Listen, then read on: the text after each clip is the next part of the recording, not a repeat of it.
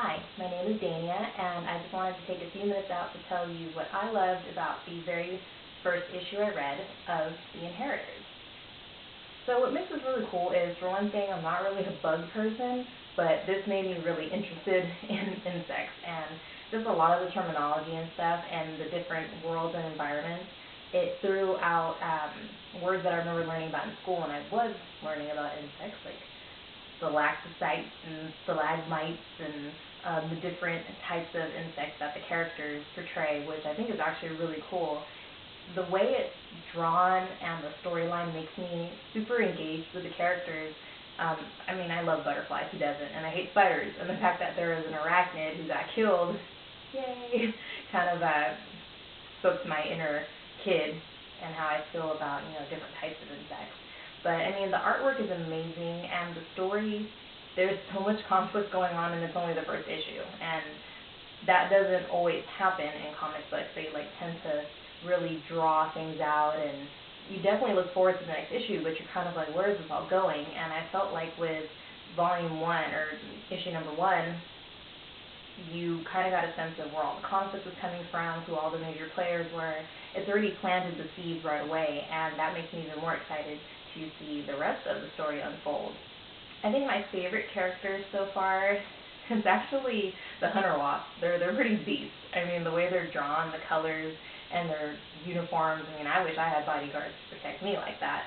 And actually, the names are also really cool. It kind of takes me a while to learn how to pronounce them, but it's very creative, it's very unique, and it's very original.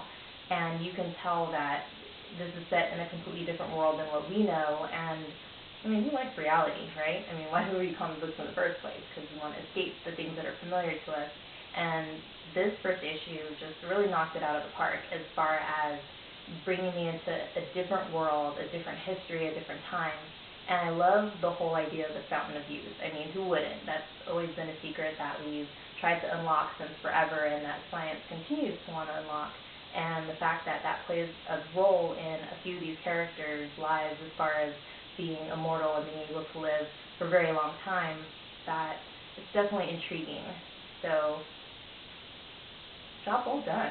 I mean, I'm looking at it right now, and I know I'm supposed to be doing this video, but it's hard to not be completely engaged in the illustrations and the stories and the dialogue between the characters. I love how crazy Vanessa is. She choked a chick in the first issue. We made it very clear that she's not someone to be crossed, and you can't go wrong with chick fighting. But it's that subtle kind of behind the scenes type of drama that doesn't overcome what's really important and what's going on with the other main characters.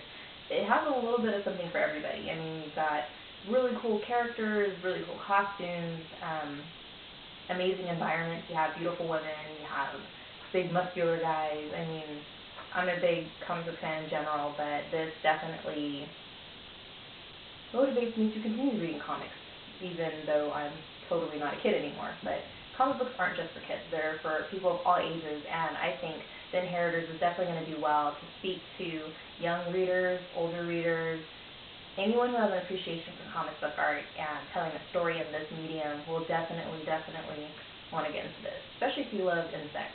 I'm not a huge fan of insects, but I feel like this will help me change my mind. So, looking forward to number 2. Get on it, Anthony. We're waiting.